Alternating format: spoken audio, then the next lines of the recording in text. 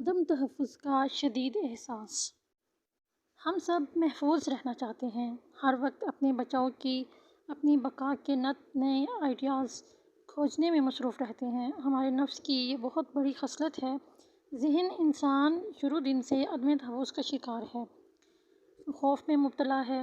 چوٹ لگنے کا ڈر، ماں باپ سے بچھڑ جانے کا خوف، امتحان میں ناکامی، کاروبار میں خسارہ، صحت کی خرابی، مالی مشکلات، اپنی ناکامی کا خوف، بیوی بچوں کے مستقبل کے اندیشے، مال اور دولت کے چھن جانے کا خوف، غربت میں ذلت کا اندیشہ، سوسائٹی میں کمزور رہ جانے کی فکر، اقتدار میں آنے کی ہوس اور پھر اقتدار کے چھن جانے کے بھیانک خواب جیسی اس کی ان گنت اشکال ہیں۔ یہ عدم تحفظ، یہ انسیکیورٹی کا احساس نفس کے پور میں سمایا ہے۔ انسان خود کو ہر قیمت پر دوسروں سے محفوظ، سربلند اور طاقتور دیکھنا چاہتا ہے۔ اسی میں تحفظ ہے، سیکیور فیلنگز ہے، جبکہ چشم کشا حقیقت اس کے برعکس ہے کہ عدم تحفظ کا احساس ذہن کی موت ہے۔ یہ ذہن کا بگاڑ ہے، ایک ایسا ذہن جو ہر وقت اپنی ذات کو مضبوط، باعزت اور کامران رکھنے منصوبے بنانے میں مصروف ہے۔ وہ آزاد نہیں ہے، بلکہ اپنی جبلت کا، اپنی خواہش کا غلام ہے۔ یہ ہر وقت کی فکر اس کی عمر کو گھٹاتی ہے، پروسیس اگیننگ کو تیز یہ ہر وقت کی فکر اس کی عمر کو گھٹاتی ہے، ایجنگ پروسیس کو تیز کرتی ہے۔ ذہن عدم تحفظ کے اس جال میں ہر لمحہ پھنسے رہنے سے تھکتا ہے، ڈرتا ہے، بیمار ہو کر خوف کھانے لگتا ہے، کمزور ہو جاتا ہے اور اس کی بے چینی اور کنفیوژن انتہائی حدوں کو چھونے لگتی ہے۔ یہ گڑبڑ کرنے لگتا ہے، ہر لمحہ عدم تحفظ کا بڑھتا ہوا یہ احساس اسے بوڑھا کر دیتا ہے۔ یہ بات ایک حقیقت ہے کہ جسم کبھی مکمل بوڑھا نہیں ہوتا۔ یہ ذہن ہے جس کے بھیانک اور احمقانہ طرز حکمرانی سے جسم کی سلطنت آخرکار ایک دن ڈھہ پڑتی ہے۔ غیر تربیت یافتہ اور کم علم نفس، چونکہ عدم تحفظ کی ہر لمحہ بڑھتی طلب کو اپنی عادت سمجھتا ہے اور دوسرے عام لوگوں کو اپنے ارد گرد ایسا ہی کرتے، ایسا ہی جیتے دیکھ کر اس پر اثبات کی مہر ثبت کر لیتا ہے، اور کبھی نہیں جان پاتا کہ یہ اس کی جبلت تو تھی، مگر اچھی نہیں بلکہ بری جبلت تھی۔ نتیجتاً ایک عام درجے کی بے چارگی میں آتی ہوئی موت کو چاروں نچار فطری انجام کے طور پر قبول کرنے کے علاوہ اس کے پاس اور کوئی راستہ نہیں بچتا۔ جو نفوس علم کی روشنی سے خود کو پہچانتے ہیں، وہ خوب جانتے ہیں کہ عدم تحفظ کا ہر لمحہ بے چین کرتا احساس ان کے ذہن کا اصل دشمن ہے۔ آپ اللہ کے دوستوں کو کبھی بھی امارت میں ڈوبا ہوا نہیں پائیں گے۔ استثناء قدرت جسے دے، اس پر کوئی اعتراض نہیں کہ اللہ بادشاہ مطلق ہے، جو چاہتا ہے کرتا ہے، ورنہ اصول یہ ہے کہ اطمینان دھن دولت میں نہیں ہوگا۔ اللہ کے قرب میں داخل بندوں سے ملا جائے تو دیکھا جا سکتا ہے کہ وہ خلق سے بے نیاز، اپنے حال پر مطمئن، اپنے ماضی کو بھول بھال کر سب کچھ اللہ کے سپرد کیے ہوئے ہیں، جو ہے جس حالت میں ہیں اس پر خوش ہیں کہ اصول پر آپ کو اطمینان قلب کی سحرانگیز خوبصورت زندگی میں جیتے نظر آئیں گے۔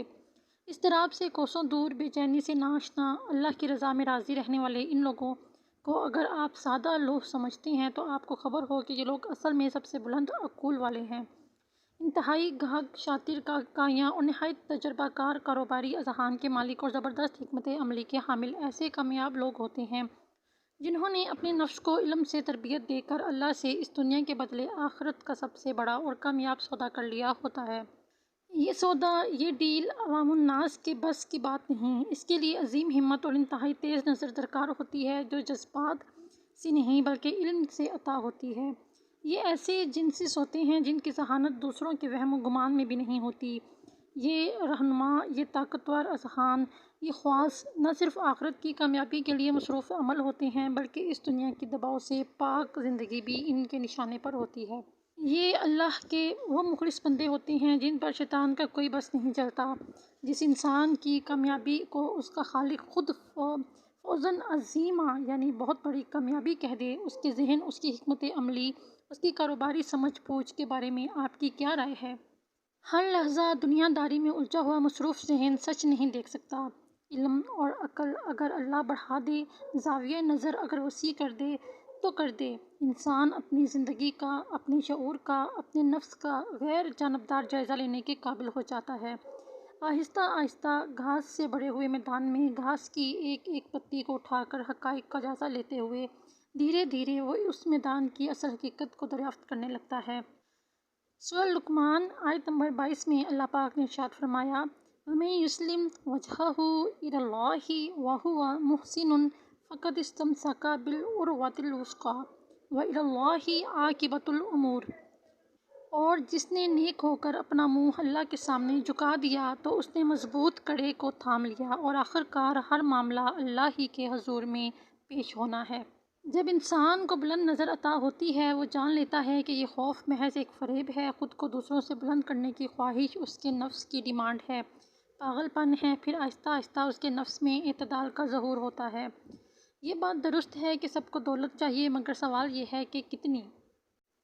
کیا اس دولت کے لیے خود کو بے پناہ مشقت کی بھٹی میں جھونک دینا چاہیے، یا اعتدال پر رہتے ہوئے مناسب بندوبست پر رک جانا چاہیے؟ واضح رہے، یہاں رہبانیت اور نام نہاد فقیری لائن کی بات نہیں ہو رہی، نہ ہی اللہ اپنے بیوی بچوں کو بے سہارا اور مصیبت میں گرفتار کر دینے والے پاگل شخص کو پسند کرتا ہے۔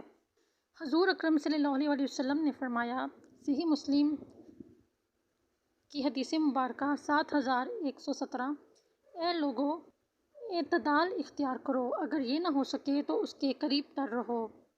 نہ تو دور حاضر کے کسی مسلمان میں یہ ہمت باقی ہے کہ رسول اکرم صلی اللہ علیہ وآلہ وسلم کے اسوہ حسنہ پر 100% کاربند ہو جائے، اور نہ ہی یہ آج کل کے دور میں ممکن ہے کہ اس قدر کمال حاصل ہو کہ زندگی اسوہ حسنہ پر مکمل اور سختی سے کاربند کی جا سکے۔ لیکن کوشش تو کی جا سکتی ہے، فالو تو کرنا ہے اپنے رسول صلی اللہ علیہ وآلہ وسلم کو، جتنی ہمت ہے اتنا تو کرنا ہے۔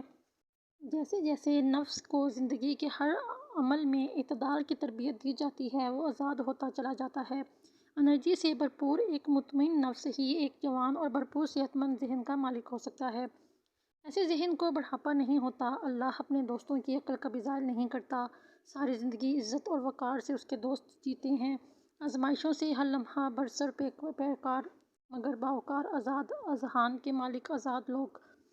ایسے آزاد ذہن کی مثال ایک تند و تیز طوفانی رفتار سے چلتے پہاڑی چشمے کے درمیان مضبوطی سے جمے پتھر کی سی ہوتی ہے، جو آدھا پانی میں اور آدھا پانی سے باہر ہوتا ہے۔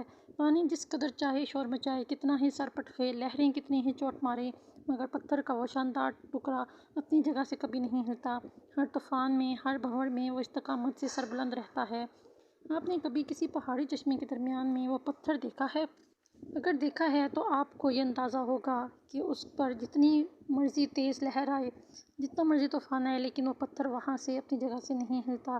یہ قدرت ہے جس نے اسے وہاں پر روک کے رکھا ہے، جس نے اسے اتنی مضبوطی عطا کر دی ہے کہ وہ ہر قسم کی تیز لہر کا سامنا کر سکتا ہے۔ انسان بھی اسی طرح ہیں۔ اگر انسان اسوہ حسنہ رسول اللہ صلی اللہ علیہ وسلم پر عمل کرے اور اپنی زندگی کو ان کی تعلیمات پر فالو کر کے، ان کی تعلیمات پر عمل کر کے اپنی زندگی کو بہتر بنانے کی کوشش کرے، تو انسان کی زندگی بہت بہتر ہو سکتی ہے۔ پھر اللہ پاک اسے خود تھامتا ہے اور اس کو ہر مشکل میں اس کا سہارا بنتا ہے۔ لیکن جو لوگ مشکل وقت میں اللہ پاک کو چھوڑ دیتے ہیں اور ناشکری کرتے ہیں، رضا الہی میں خوش نہیں ہوتے، میں بار بار یہی کہتی ہوں کہ رضا الہی کو اپنا جانیں، رضا الہی میں اپنی خوشی جانیں، انشاءاللہ زندگی آسان ہو جائے گی۔ اللہ پاک ہم سب پر اپنا رحم و کرم فرمائے، آمین بجاہ النبی الامین صلی اللہ تعالیٰ علیہ وآلہ وسلم۔